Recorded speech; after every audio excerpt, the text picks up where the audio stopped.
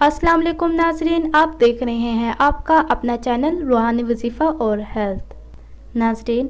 آج ربیہ کے ایک شخص کہتے ہیں کہ ان کو یہ بات پہنچی کہ جب حضرت ابو بکر رضی اللہ تعالیٰ عنہ کو خلیفہ بنا لیا گیا تو وہ غمگین ہو کر اپنے گھر میں بیٹھ گئے۔ حضرت عمر رضی اللہ تعالیٰ عنہ ان کی خدمت میں گھر حاضر ہوئے تو حضرت ابو بکر رضی اللہ تعالیٰ عنہ ان کو ملامت کرنے لگے اور کہنے لگے، تم نے مجھے خلافت قبول کرنے پر مجبور کیا تھا، اور حضرت عمر رضی اللہ تعالیٰ عنہ سے شکایت کی کہ وہ لوگوں کے درمیان فیصلہ کیسے کریں۔ تو ان سے حضرت عمر رضی اللہ تعالیٰ عنہ نے کہا، کیا آپ کو معلوم نہیں کہ حضور صلی اللہ علیہ وسلم نے فرمایا ہے کہ ولی الحاکم جب صحیح طریقے سے محنت کرتا ہے اور حق تک پہنچ جاتا ہے تو اسے 2 اجر ملتے ہیں، اور اگر صحیح طریقے سے محنت کرے لیکن حق تک نہ پہنچ سکے تو اسے 1 اجر ملتا ہے۔ یہ حدیث سن کر حضرت عمر رضی اللہ تعالیٰ عنہ نے گویا حضرت ابو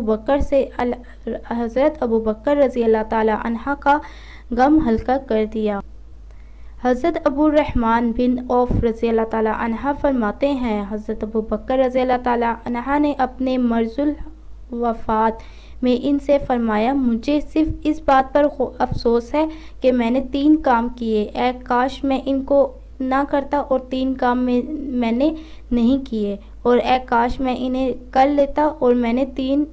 باتیں حضور صلی اللہ علیہ وسلم سے پوچھ لیتا۔ آگے حدیث بیان کی کہ پھر یہ مضمون ہے، میں چاہتا ہوں کہ میں خلافت کا بوجھ ثقیفہ بنی سعدہ کے دن حضرت ابو عبیدہ بن جراح رضی اللہ تعالیٰ عنہ اور حضرت عمر رضی اللہ تعالیٰ عنہ میں سے کسی ایک کے کندھے پر ڈال دیتا اور امیر ہوتے اور میں ان کا وزیر و مشیر ہوتا، اور میں چاہتا ہوں کہ جب میں نے حضرت خالد رضی اللہ تعالیٰ عنہ کو ملک شام بھیجا تھا تو اس وقت میں حضرت عمر رضی اللہ تعالیٰ عنہ کو عراق بھیج دیتا۔ اس طرح میں اپنے دائیں بائیں دونوں ہاتھ اللہ کے راستے میں پھیلا دیتا، اور وہ 3 باتیں